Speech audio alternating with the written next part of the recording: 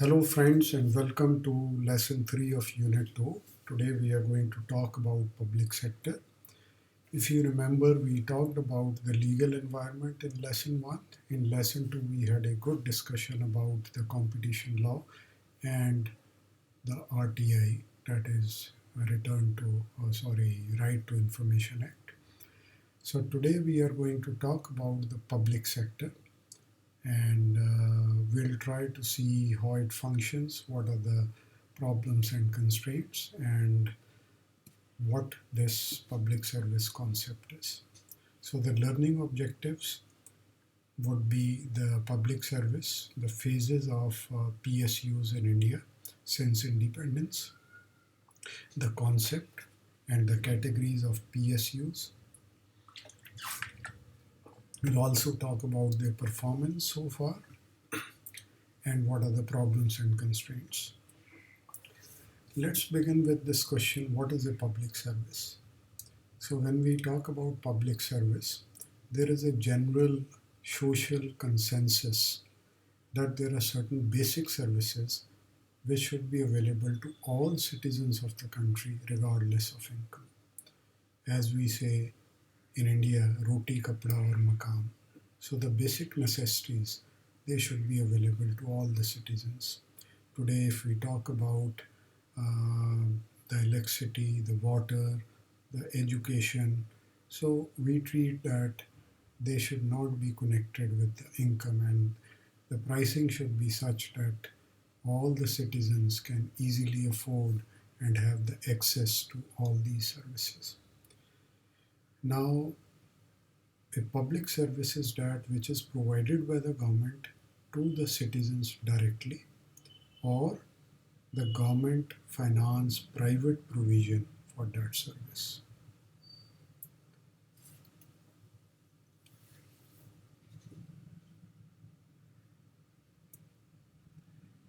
When we talk about the public sector in India, let us divide the entire period when we got independence till today into 4 phases.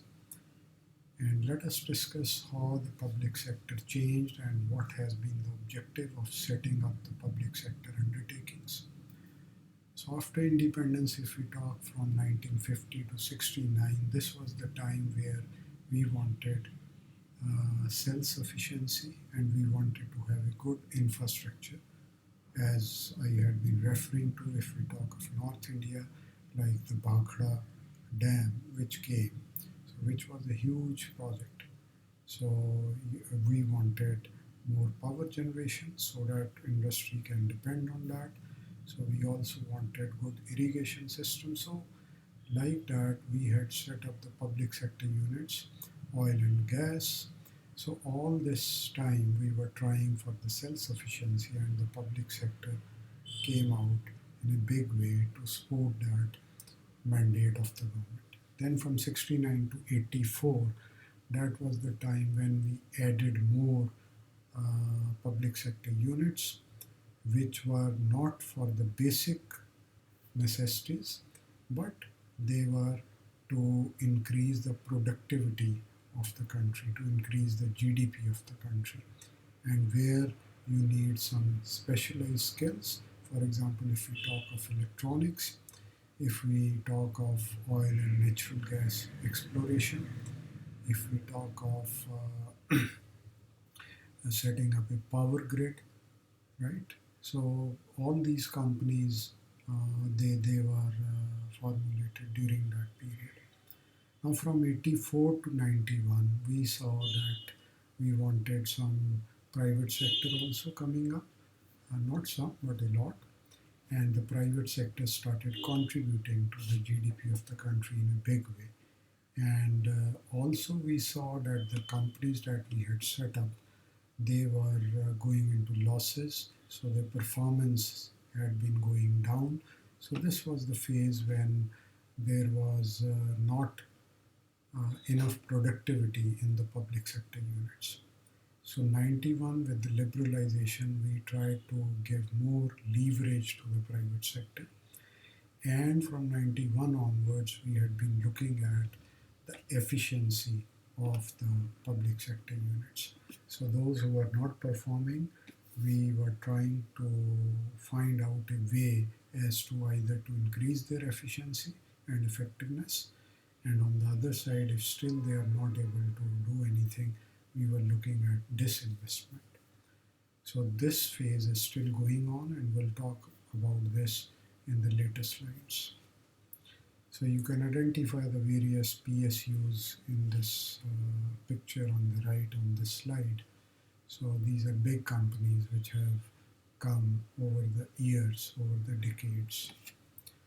Now when we talk about the public sector, the concept is that when we say public sector undertaking or a public sector company, so these are managed and owned by the central or the state government, or to some extent to the local government within the state.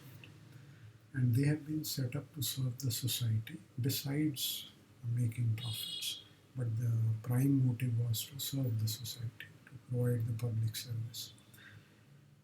So all the decisions which are taken in PSUs are there for the general interest of the public. So examples: defense, railways, post and telegraph, atomic energy, now National Informatics Center, so which has been set up when this IT revolution came. So at present, as on today, if we talk about, so there are only three sectors which are there with the government, because otherwise private sector can contribute fully, partially, or in partnership in all other sectors. So the three sectors which government has kept with itself are the railways, atomic energy, and the explosive material. So when we talk about public sector, so we divide the public sector into three parts. One is the departmental undertaking, another is a statutory corporation, the third is the government companies. So how they are different? Let us take some examples to understand that. So my question to you is, for example, if I talk of post and telegraph, so what do you think out of the three where it fits in? Similarly, if I talk about All India Radio, where it fits in. If I talk of Food Corporation of India, where it fits. If I talk of Life Insurance Corporation, where does it come? So, like Steel Authority of India, right? GAIL, so gas and oil, NTPC, right? All these companies where they fit in. So these are the three.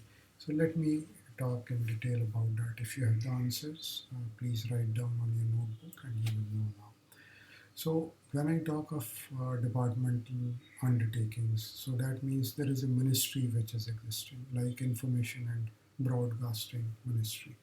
So under that, the ministry has created a department which is All India Radio, Doordarshan, Ordnance Factories. So railways, Ministry of Railways is there. So like that, post and telegraph. Second, statutory corporations, so which have come out of the ministry under some statutory requirements, like procurement of food grain in the country. So there is Food Corporation of India. If we talk about insurance, about life insurance, so Life Insurance Corporation of India. So these have come under the statutory requirements. And third is where you need some specialized skills or technicalities, or the cost is too high to set up. So these are the government companies which the government has funded, and they are autonomous, independent, like Steel Authority of India, Hindustan Machine Tools, Hindustan Shipyard Limited, huge, and infrastructure requirement is huge. So these are autonomous government companies which are just dealing with that. So in India, you must remember when we call a public sector company, so is that where the central, state, or local government, that is the government share, is 51% of it, because only then they can manage the company. So the categories of public sector units, so they have been categorized into three categories. One is Maharatna, Navratna, and Mini Ratna. So Maharatna, these are big companies where the net profit, annual net profit is to the tune of 2,500 crore or more. So this is they check it for the last 3 years, and they should have a net worth of around 10,000 crore. Right? Again, this is based on, and why this was done when we talk about from 84 to 91, where we wanted that the PSUs should perform. They should be more efficient, they should be more effective. So that was the time when we came up with this concept of Ratnas, Maharatna, Navratna, and Mini Ratna. So the Navratna is, these are smaller. So there is a score out of 100, they should be scoring 60 in different parameters. And the Mini Ratnas are small profit making PSUs, where we look at net profit to the tune of 30 crores or more. Whereas when we talk of Maharatna, it is 2,500. So that's the size. So recently, if we look at under Maharatna, the best performing PSU is Indian Oil Corporation. Most valuable is Oil and Natural Gas Corporation. Fastest growing is Coal India. So like this, they keep on recognizing their worth by identifying the Maharatnas, Navratnas, and Mini Ratnas. And if they don't fall into these three, then they are other PSUs, but they try to do well so that they can fall into these three categories. So that was a good move. Now, if we look at the performance side of PSUs, so they are not as good as the private sector because the motto is social service rather than the profits only. Although we have to look at the profits because otherwise they are putting a big hole in the pockets of the public. So when we talk about how they are faring, if we compare from 2008 to 2018, that is the data that we have. So if I say in 2008-9 there were 55 PSUs who were in loss and there were 158 who were making profit. But as you proceed, you see that this performance was almost the same till 2012 and 13. But after that, I think the number also and also the losses, they have been going a little down, except they have risen again from 2015, and the profits almost the same, but from 13-14 it became 164, then 184, 175, so almost the same. So if you look, it's not a lot of fluctuation in terms of the effectiveness of the public enterprises. So uniformly in loss, uniformly in profit, in terms of the numbers also. So if we look at the 10 most profitable government companies, then I would say we'll start with Indian Oil Corporation, and then ONGC, NTPC, Coal India, Power Grid, BPCL.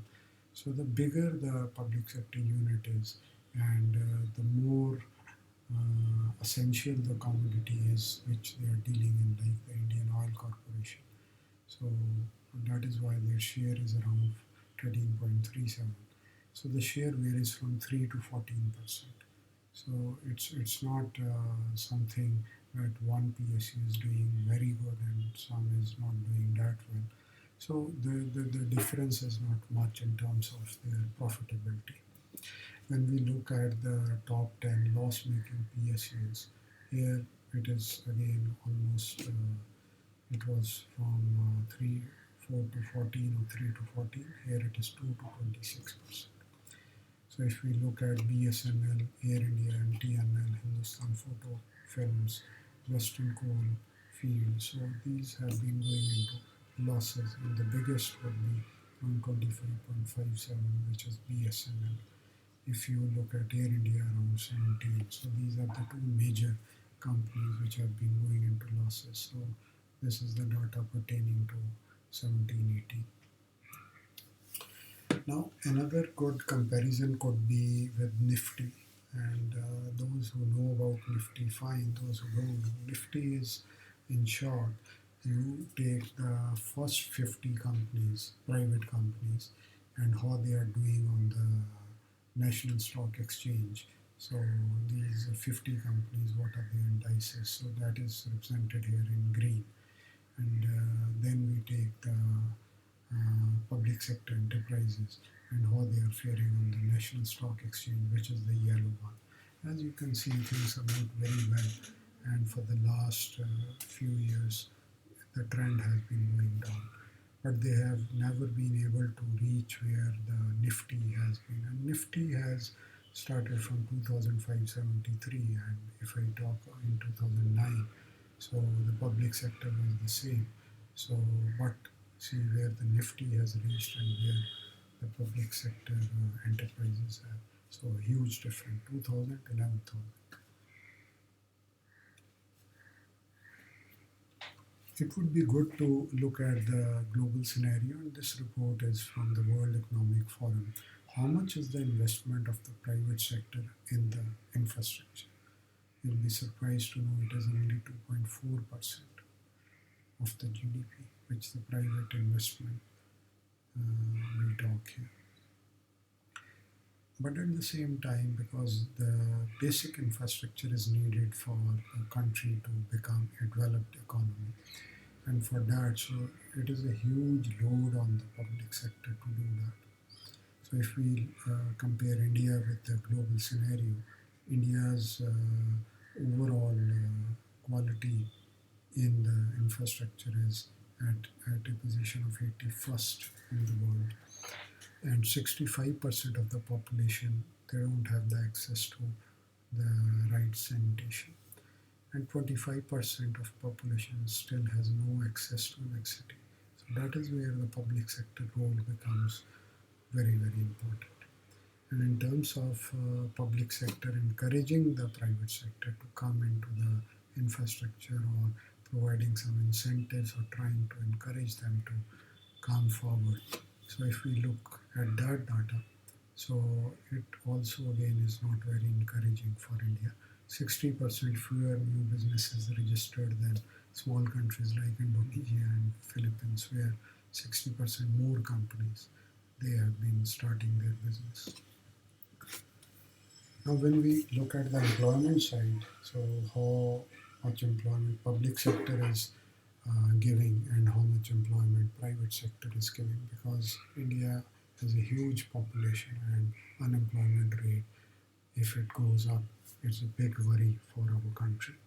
So at present, if I look at it, is 60-40 ratio. So 60% employment is provided by the public sector, whereas 40% is by the private sector. So 60 is public and 40 is private. If I look at the data from 81 to 2006 in terms of the numbers, so you see a huge difference in 1981, 155 lakhs lakh employment provided by public sector, whereas it is almost half by the private sector, so it was 50-50. And the employment by the public sector has been increasing, and then it started decreasing from 2002 onwards. Whereas when you look at the private sector, it has been increasing, although from 2005 to 2006 there was a leap, and again from 1995 and then in 2000 you can see a big leap. So what are the problems and constraints of the public sector?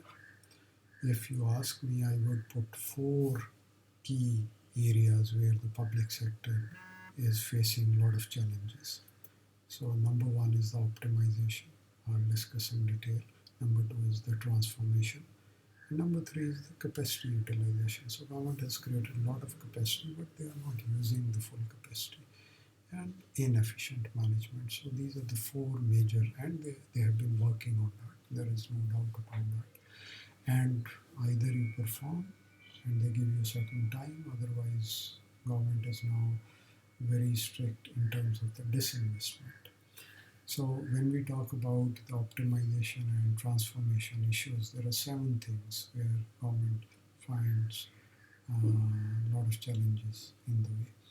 Number one is the efficiency and doing more with less. That means effective utilization and gaining the efficiency with uh, with the scarce resources.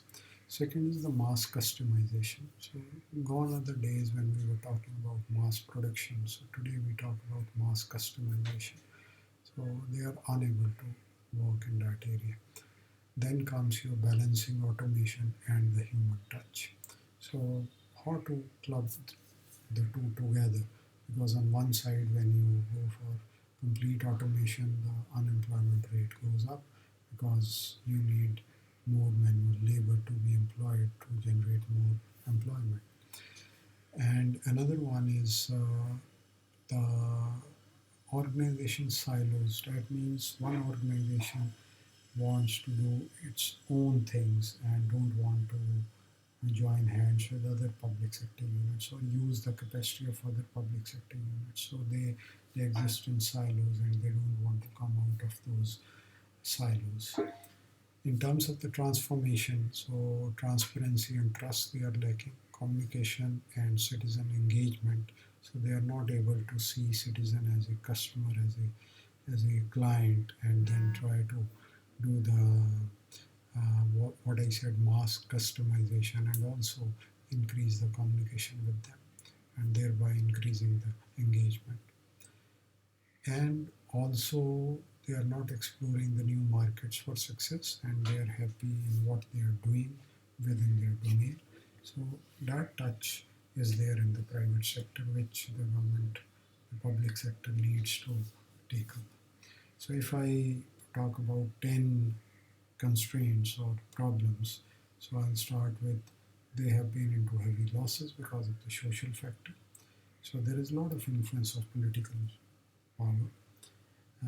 There are many work delays in their projects and overcapitalization because they allocate a lot of money to one project, whereas that money may be needed over a period of time, but that money sits there and that hinders other projects.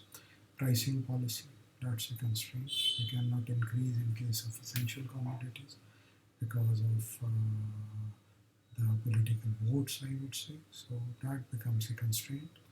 Use of manpower resources, control over employees. We talked about inefficient management, which I discussed as one of the four major challenges which they face.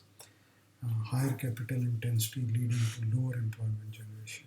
So in terms of when I said they are unable to balance the two things, wherein when we talk about automation and human touch, so somewhere they put a lot of capital intensive equipment, machinery, and automation that it leads to lower employment generation. On the other side, where some automation is required, so it's a mismatch. And as I said earlier, capacity utilization. So once again, I say optimization, transformation, capacity utilization, and inefficient management. Four major challenges. So let me summarize the things for you. We talked about public service, phases and the concept, performance, problems and constraints. So if we look at the quiz, so there are three questions you need to answer. Your question number one appears on your screen. Please note down your answer in your notebook. Which are the three sectors, which are the only three sectors left off with the government, which the government has kept with itself? The three categories of public sector units and three major issues, sorry, not three, two major issues challenging the public sector.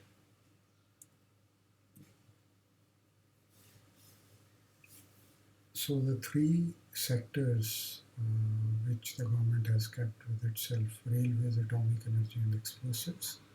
Three categories of public sector enterprises: Maharatnas, Navratnas and Mini-Ratnas. And two major issues challenging the public sector are optimization and transformation. If you have any questions, feel free to ask me and I'll get back to you. If you want to go for some further reading, these are two very good articles. First one is a long one by McKinsey, and that is on promise to delivery. So that is for the public sector, how they can overcome the strategy problems. And the second one is a research paper by someone from Punjabi University. It's a good paper, and the name of the guy is Taranjeet. So if you are interested, go and read this. Hope you are enjoying your course and all the lessons, which are self-contained in a modular form, and you can look at the videos as this video, and if you want to run those videos again and again, feel free to do that, and I'll see you with the next lesson very soon. Bye for now. Shabba khair.